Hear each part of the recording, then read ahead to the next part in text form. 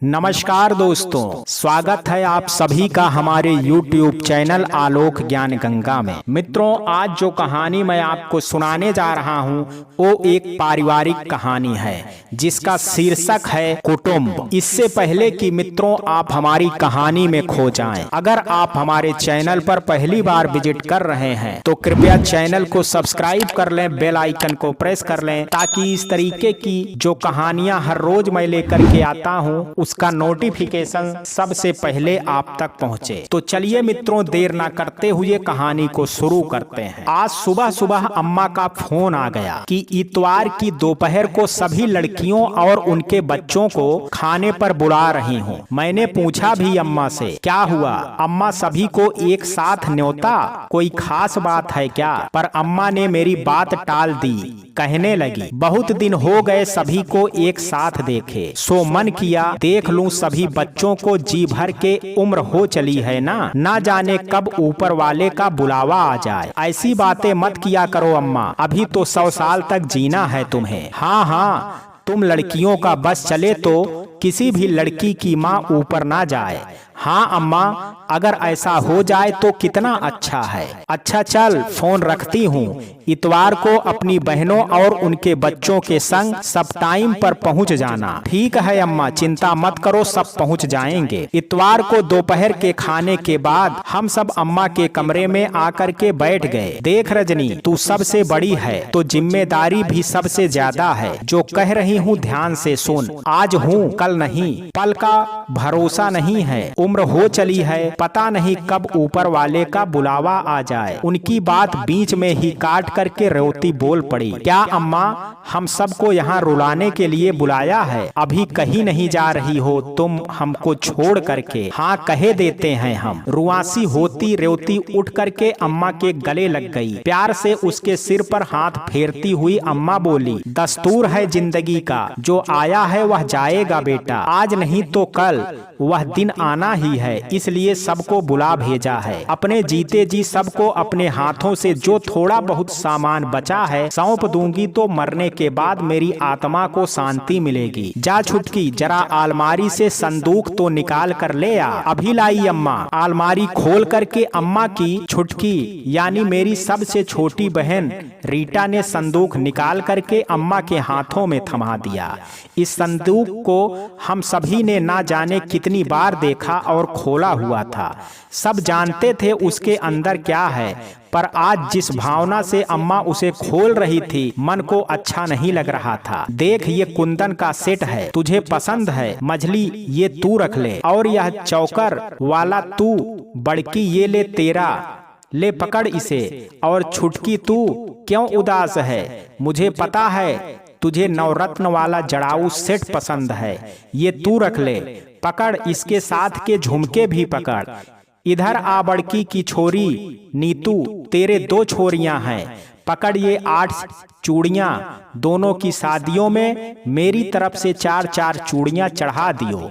मझली की छोरी, तेरे तो दोनों छोरे ठहरे, तेरी तो बहुएं आएंगी, ले पकड़ कंगन, अपनी बड़ी अम्मा का आशीर्वाद समझ करके चढ़ा दियो अपनी दोनों बहुओं को। क्या नानी, अपने हाथ से दे देना उनको, जब उनकी शादी होगी तब तक जिंदा रहूंगी मैं, तू जब देगी उनको तो ऊपर बैठी मैं सब देख रही हूँगी। ठीक है नानी, पर अभी नहीं, अभी अपने पास रखो, अभी तो कुछ नहीं लूंगी, कह करके मीतू ने चारों कंगन वापस संदूक में रख दिए।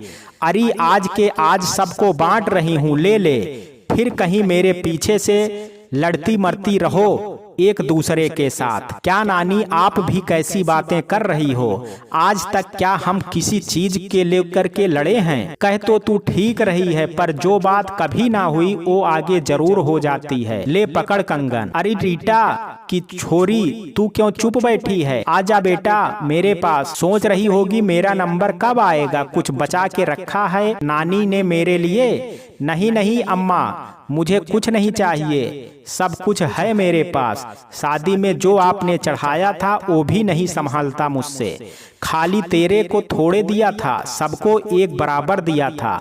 अगर तेरे नाना रहते तो पता नहीं क्या क्या देते तुम लोगों के ब्याह में। मुझसे तो जो रूखा सूखा बन पड़ा कर दिया बिटिया तुम सबकी शादियों में। नानी वो रूखा सूखा था तो गीला किसे कहते हैं। अनन्या ने हंसी में अपनी बात कह करके माहौल को भी हल्का कर दिया। तेरे तो एक छोरा है एक छोरी है, ना दामाद भी आवेगा और बहू भी आवेगी। मुझे मालूम है तुझे मेरे मीनाकारी वाले कंगन बहुत पसंद हैं। असली काम है देख, आज भी इनकी चमक ज्यों की त्यों है। तेरे नाना जयपुर से बनवा करके लाए थे, अब तो ना वो काम रहा ना वैसे कारीगर रहे। तेरी माँ को भी बहुत पसंद थे ये कंगन, बचपन से नजर थी उनकी इन पर, उसको ना दिए मैंने पर अब तुझे दे रही हूँ। छोरी तू तो उसी की है, अपना अपना सामान संभाल लो। सब किसी को कम ज्यादा लग रहा हो तो अभी के अभी बता दो, पूरा कर दूंगी। पर मेरे पीछे से एक दूसरे से मत लड़ना, एकजुट हो करके रहना। क्या अम्मा कैसी बातें कर रही हो। बीच में ही रीटा बोल पड़ी, बेटा जो कह रही हूँ सही कह रही हूँ। खून के रिश्तों को पानी में बदलते देखा है मैंने। अच्छा ठीक है अम्मा, सबके चेहरे देख कैसी उदासी छाई हुई है। तेरे गहनों की चमक भी मुस्कुराहट ना ला पाई सबके चेहरे पर। क्या ये सब करना जरूरी था। मैंने कहा छोरी पल का भरोसा नहीं है, कैसे ठहर जाऊं। तूने वो कहावत ना सुन रखी है। अम्मा तू तो रहने दे अपनी कहावतें। रीटा बीच में ही बोल पड़ी, अम्मा तुम अपनी बात पूरी करो, इसकी तो बचपन से आदत है बीच में बोलने की, छोटी छोटी कह करके बिगाड़ रखा है तुमने। हाँ अम्मा कौन सी कहावत कह रही थी जरा सुना तो दो। वो कहे ना कहे, वो कहे या ना कहे, वो कहे है ना, कल करे सो आज करे, आज करे सो अब, पल में परलय होए गए बहुरे करेगा कब। क्यों सही कहे है ना मैंने। बिल्कुल ठीक अम्मा, एकदम सही है। रीटा ने कहा काहे पास नहीं आ रही है वो छोरी। नीतू ओ छुटकी की छोरी। क्या नाम भया तेरा। अनया। क्या अम्मा नाम तो सही से बोलो। अनन्या नाम है, तुमसे अभी तक ठीक से नहीं बोला जाता, नाम बिगाड़ करके रख देती हो लड़की का। तुमसे ना हो तो अन्नू ही बोल दिया करो। अच्छा अच्छा ठीक है, ओ मेरी छुटकी की छुटकी। अन्नू आजा, तू मेरी लाडली की लाडली है। तेरी माँ घर में सबसे छोटी और तू मेरी छोटी की छोटी। देख तेरे लिए क्या रखा है तेरी नानी ने। अम्मा का संदूक हल्का जरूर हो गया था पर अभी भी खाली नहीं हुआ था। संदूक में बचे हुए सामान को उलट पुलट करते हुए अम्मा बोली, बड़की जरा देख तो सही, पाजेब कहाँ रखी है, यहाँ नजर तो नहीं आ रही है। पूरी सवा शेर की है, इसमें ना रखी है तो फिर कहाँ रख बैठी हूँ। बुढ़ापे में अब क्या क्या याद रखूं। ठहर अम्मा देखने दे। अरे इसमें नहीं है, जरा अलमारी खोल करके तो देख, कहीं वहीं तो नहीं गिर गई। गिरेगी कहाँ से अम्मा, तेरे सामने तो संदूक खोला है। रुक अम्मा जरा देखने दे। अम्मा इस लाल थैली में क्या रखा है, खोल करके देख बिटिया क्या है इसमें। अम्मा इसमें तो चांदी की करधन है। हाँ तेरी दादी ने चढ़ाई थी शादी के वक्त। अम्मा थैली खोलते हुए बोली, ले अम्मा दोनों चीजें मिल गई इसी में। पाजेब को हाथ में ले करके कितनी देर उस पर हाथ फेरती रही। छोरी जब ब्याह करके आई थी दोनों चीजें मेरी सास ने मुझे दी थी और उनकी सास ने उन्हें दी थी। खानदानी चीजें हैं, एक बहू से दूसरी बहू को जावे है। अम्मा तू किसे देगी, तेरी तो कोई बहू नहीं है। मैंने अम्मा से पूछा। दे दूंगी बेटा, सब सोच करके रखा है मैंने। कहते हुए अम्मा गहरी सांस लेकर के चुप हो गई। एक ही सांस में ना जाने कितने जन्म जी ली थी वो। क्या हुआ अम्मा, ठीक तो है। ठीक हूँ बिटिया, तेरी चाची के तो वो छोरा ठहरा, उसे दे दूंगी। क्यों अम्मा उसे क्यों, तू तो कोई भेदभाव ना करे छोरे छोरी में, फिर क्यों हम में से किसी को ना दे सकती, कोई कुछ ना बोलेगा, पर चाची के छोरे को क्यों। तूने ऐसा सोच भी कैसे लिया अम्मा, तू सब कैसे भूल गई। नहीं जानती क्या किया है उन्होंने तेरे साथ। अम्मा को कहा कुछ भी नहीं भूली, पर ऊपर जाने का वक्त है। ये सब अपने साथ ऊपर नहीं लेकर के जाना चाहती। जिंदगी बिता दी एक दूसरे के चेहरे को देखे हुए। अब तो ना तेरी चाची रही ना तेरे चाचा। यहीं की बातें यहीं खत्म हो जाएं तो अच्छा है।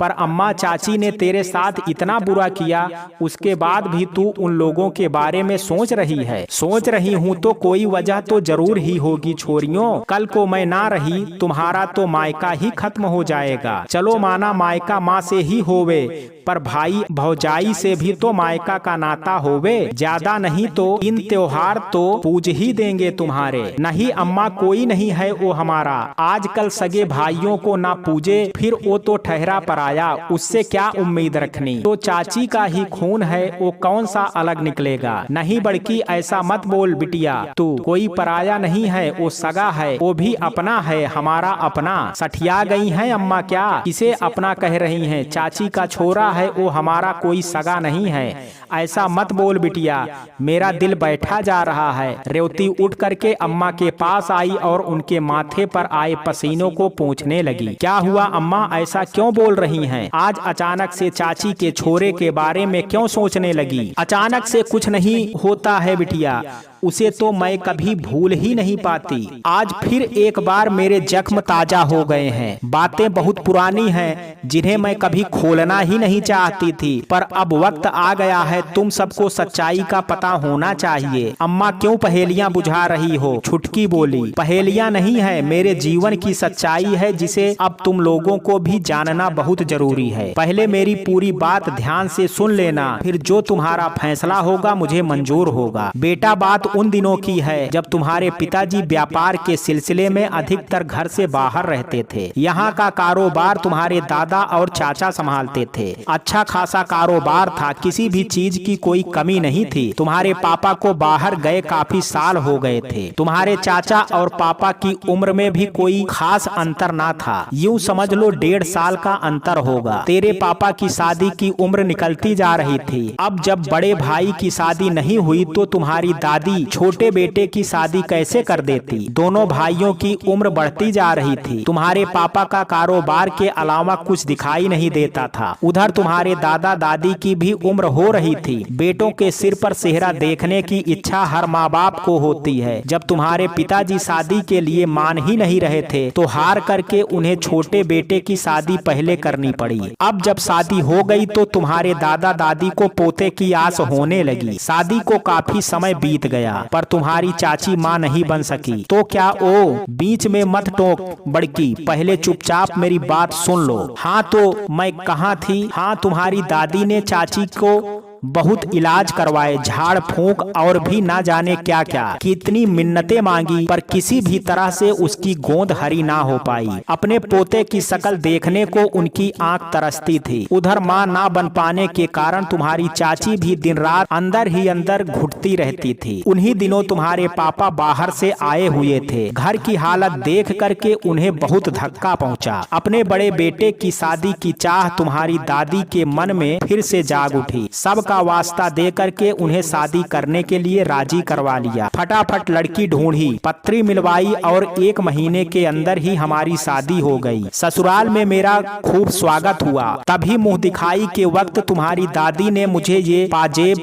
करधनी और संदूक से बड़ा सा रानी हार निकालते हुए बोली, ये पीढ़ियों से हमारे खानदान की बड़ी बहू को मुंह दिखाई के समय उसकी सास देती है। पर नानी, नानू चाचा की शादी तो पहले हुई थी, फिर नानी चाची को काहे नहीं मिली ये सब चीजें? मीतू ने पूछा। बिटिया, शादी पहले हो जाने से थोड़ा वो बड़ी हो गई। ओहदा तो मेरा था ना बड़ी बहू का। तेरे नाना जो ठहरे बड़े बेटे, सो इस खातिर मुझे ये सब सामान मिला।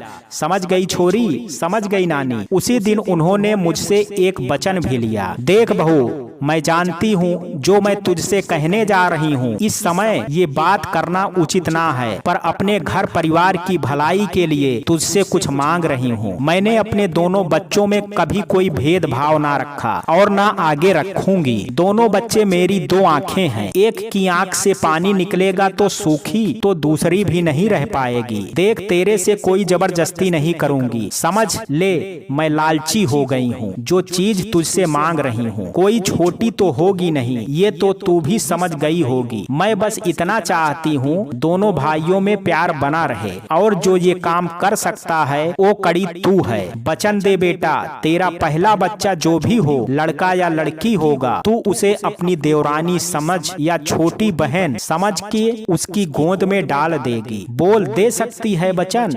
जानती हूँ कुछ ज्यादा ही मांग रही हूँ तुझसे। देख, कान्हा भी तो दो माओं की गोद में पला है, वो भी तुम दोनों की गोद में खेल खेल करके बड़ा हो जाएगा। देख, अगर तेरा मन ना माने तो कोई बात नहीं है, मैं भी तो तुझसे कोई खिलौना तो मांग नहीं रही हूँ, और ये भी जानती हूँ अपने जिगर के टुकड़े को अपने से अलग करना आसान नहीं होता है। नहीं माँ, मैं आपकी बात समझ रही हूँ। आपने जिस विश्वास से मेरे सामने ये बात रखी है, आपके विश्वास को टूटने नहीं दूंगी। मेरा हाथ उन्होंने अपने हाथ में ले लिया। तूने मेरा मान रख लिया बेटा, भगवान तेरी झोली खुशियों से भर देगा।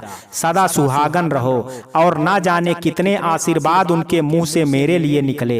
हम दोनों यानी रश्मि और मैं बहनों की तरह ससुराल में रह रही थी। उसकी शादी पहले हो चुकी थी, फिर भी वह मेरे ओहदे का पूरा सम्मान करती थी, और मैंने भी उसे छोटी बहन की तरह प्यार दिया। शादी के 1 साल के बाद मुझे मां बनने का सौभाग्य प्राप्त हुआ, और एक नन्हे से बालक को मैंने जन्म दिया। सासू माँ का दिया वचन मुझे याद था। उधर बच्चे के प्रति मेरी ममता कहीं ना कहीं मुझे स्वार्थी बना रही थी। इस बात को कहने में मुझे कोई शर्म नहीं है।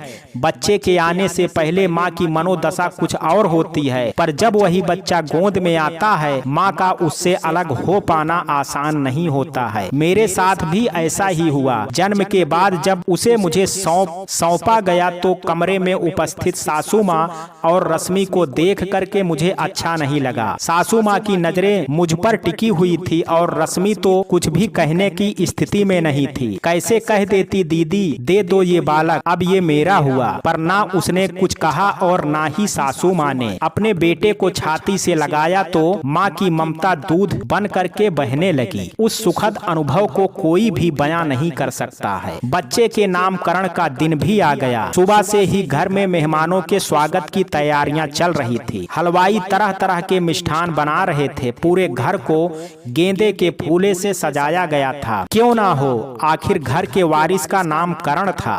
मेहमानों को बधाइयां देने के लिए तुम्हारी दादी ने कोई कोर कसर नहीं छोड़ी। कमरे, कपड़े, नकदी, मिठाइयों से मेहमानों को भर दिया गया। आखिर हवन का समय भी आ गया। पंडित जी बच्चे के माता पिता को बुलाने लगे।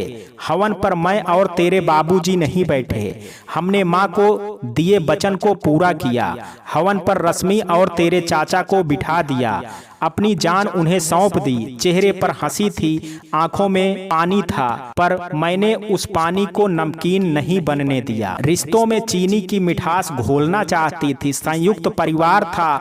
अब मनु 2 माओं की गोद में पल कर के बड़ा हो रहा था। पूरा घर उसकी किलकारियों से गूंजा करता था। पर जल्द ही इस खुशी को नजर लग गई। तेरी दादी की अकस्मात मृत्यु ने घर को 2 टुकड़ों में बांट दिया। घर के बाद कारोबार भी अलग अलग हो गए। रश्मि का असली चेहरा सामने आ गया। तेरे दादा भी ये सब सहन नहीं कर पाए, और दादी की मौत के 2 साल बाद वो भी इस दुनिया को छोड़ करके चले गए। रश्मि अपनी मर्जी की मालिक थी। जिस बच्चे को मैंने जन्म दिया था, अब उसकी शक्ल देखने को भी तरस गई थी। उसे ना जाने क्या हो गया था। अब वो ये समझने लगी थी कि शायद मैं मनु को उससे वापस ले लूंगी, पर मेरा ऐसा कोई इरादा नहीं था। सासू माँ को दिए वचन को मुझे निभाना था, जो मेरे लिए सर्वोपरि था। मैं तो निभा रही थी, पर रश्मि रिश्ते निभाना भूल गई। आज मनु भी अकेला है। माँ बाप कौन सारी उम्र साथ रहते हैं। मेरा भी पता नहीं कितनी सांसें बाकी हैं। अगर आज मैंने ये सच्चाई तुम लोगों को बताई भी है, तो मैंने अपना कोई वचन नहीं तोड़ा है। जिनके वचन से बंधी थी वो इस दुनिया को छोड़ करके जा चुके हैं, और मैंने रश्मि और तुम्हारे चाचा से कोई बेईमानी ना की है। इस सच्चाई को जानना तुम लोगों के लिए भी बहुत जरूरी था कि वो तुम्हारा बड़ा भाई है। इसे मेरी आखिरी इच्छा समझ लो। मैं चाहती हूँ तुम सब मिलकर के एक साथ रहो। उसे तुम्हारी और तुम्हें उसकी जरूरत है। अपनी बात कह करके माँ चुप हो गई। तभी दरवाजे पर घंटी बजी। मीतू ने जाकर के दरवाजा खोला। सामने मनु, उसकी पत्नी शिल्पा और उसके दोनों बच्चे रूपाली और रेयान खड़े थे। कौन है मीतू? मैंने अंदर से ही आवाज लगाई। मौसी, मामा मामी आए हैं। मीतू के मामा मामी के संबोधन को सुन करके मनु की आंखें भर आई। प्यार से अपनी भांजी के सिर पर हाथ रखा। तब तक हम सभी भी बाहर आकर के उनसे मिलने लगे। प्यार का ऐसा सैलाब उमड़ा कि सारे गिले शिकवे बह गए। ना जाने कितने जन्मों के बिछड़े भाई बहन आपस में मिल रहे थे। अम्मा कहाँ हैं? मनु ने पूछा। चल अंदर चल, कमरे में हैं। सभी उसके पीछे पीछे वापस अम्मा के कमरे में आ गए। कितनी देर लगा दी अम्मा मुझे बुलाने में। क्या करती, बचनों में बंधी थी। अब जब अपने जाने की घड़ी आई है तो सोचा अगर अब वचन तोड़ भी दिया तो कोई बात नहीं है। सबको जोड़ करके तो जा रही हूँ। माँ की बाहों में ना जाने कितने सालों बाद उनका बेटा समाया। शिल्पा भी माँ के चरण स्पर्श करके सोफे पर बैठने लगी। रुक बिटिया, इधर आ, तेरा कर्जा भी तो मेरे सिर पर है। लाल थैली से पाजेब, करधनी और रानी हार निकाल करके अपनी बहू को पहना दिया। मनु, मुझे ऐसा क्यों लग रहा है कि तू ये सब पहले से जानता था? मैंने उससे पूछा। रजनी, जिस दिन अम्मा ने तुम सबको फोन करके खाने पर बुलाया था उस दिन मैं यहीं पर था। उसी दिन अम्मा ने सारी सच्चाई मुझे बता दी थी। पर आज मेरे यहाँ आने से पहले अम्मा तुम सब से बात करना चाहती थी और मुझे शाम को आने के लिए बोल दिया था। अम्मा, तूने तो लड़का मिलते ही हम सबको पराया कर दिया। रेवती की बात सुनते ही सब ठहाका लगा करके हंसने लगे। तो मित्रों, ये कहानी आपको कैसी लगी? आप अपनी राय मुझे कमेंट बॉक्स में जरूर दीजिएगा। वीडियो अगर पसंद आया हो तो वीडियो को लाइक, शेयर और चैनल को सब्सक्राइब करना ना भूलें। कल मिलते हैं एक नई कहानी के साथ। तब तक के लिए जय हिंद, जय भारत।